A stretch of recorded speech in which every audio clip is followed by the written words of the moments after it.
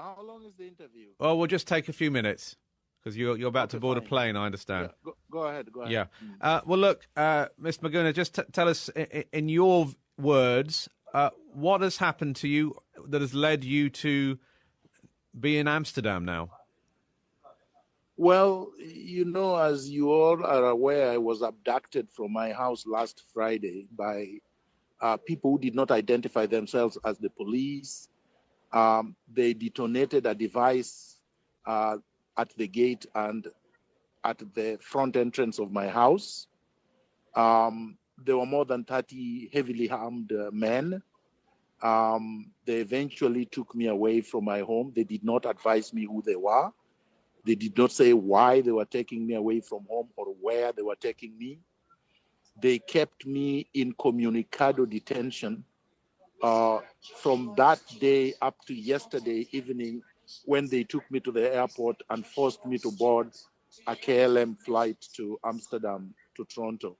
So you were held in your own home?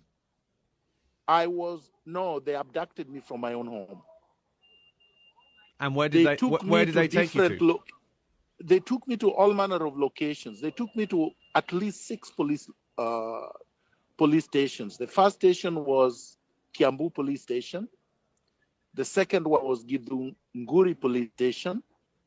The third one was Lari Police Station. The fourth one was Inland Container Depot Police Station. The fifth one was now the airport. But in between, they took me to Kajiado, purporting that I was supposed to go there and answer charges. When the judge ordered them yesterday to take me to court in Nairobi, they took me to the runway at Jomo Kenyatta International Airport, kept me there for more than 5 hours until the flight left.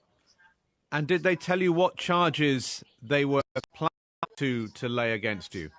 Well, at first they claimed that because I am the one who commissioned the oath of Raila Odinga as the people's president on the 30th of January, they said I assisted Raila Odinga commit a capital offense, which is treason. But then, because they had kept me in Comunicado, I had no access to a lawyer, did not know what was happening. I told them I cannot take the plea. I cannot even sign their statement because it was incomprehensible to me how, as a lawyer commissioning an oath, which I'm licensed to do, I had committed capital offense. So then they turned around and said, look, but you are also a self-proclaimed member of an organized criminal group called NRM. I told them, well, NRM is not an organized group. It's a movement, it's an idea. And NRM, the Ugandan organization, is the one you have banned, not NRM Kenya. And there is no proof that I'm a member. In any event, I'm not going to sign your charge. So then they turned around and they said, I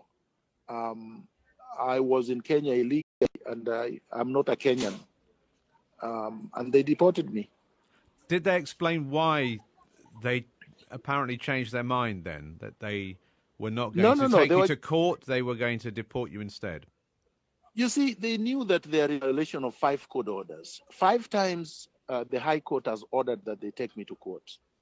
The last time was an habeas corpus, failing which they were found in contempt of court. Then they took me to a different jurisdiction. Then that court also told them that they couldn't take me there, they had to take me to Nairobi. So finding themselves in multiple defiance of court orders, and the court now ruling that they cannot even charge me in any place in the Republic of Kenya, they ran out of options. They wanted to keep me. They wanted to continue to humiliate, degrade, and torture me, but the court refused.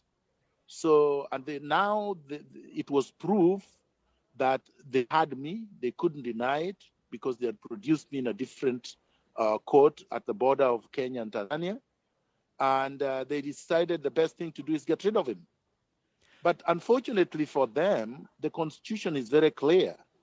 You cannot cancel citizenship of a person who gained his citizenship by birth. And I was born in Kenya. So what now? What now? You're heading to Canada. Do you then I'm plan to heading to return? Canada. I'm going to fight this legally and constitutionally and politically.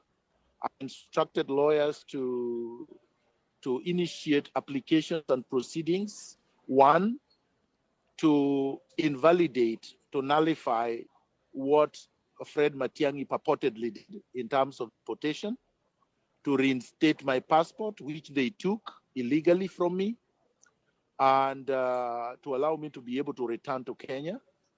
I have a right, like any other Kenyan, to associate, to express myself, and to engage in any political activity which is lawful and peaceful. And that's what I've been doing.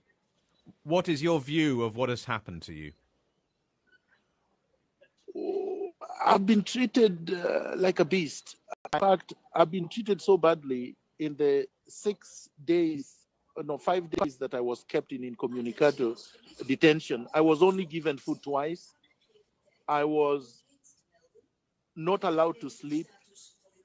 I was kept standing for more than 24 hours. And when I was able to sleep, I slept on bare cement, cold floor without anything. I have not been able to take a shower since last Friday, even right now. And my feet are swollen. There was a time I thought I was going to get an attack of pneumonia. I demanded to see a doctor. They refused. So I've been tortured. I've been treated very badly. These guys do not respect the rule of law and the Constitution. And worst of all, they call themselves law enforcement agencies, but they do not comply by court orders. So they are rogue. In fact, they told me they are rogue. Yes? You're heading to Canada. Do you think that the Canadian authorities should actually get involved with your case? Of course. I mean, this is an egregious violation of human rights. And Canada stands for nothing but, the highest standards of human rights and the principles of constitutionalism. And mine have just been abrogated flagrantly for days on end, notwithstanding court orders. Mr. Miguna, thank you very much indeed, sir. Thank you.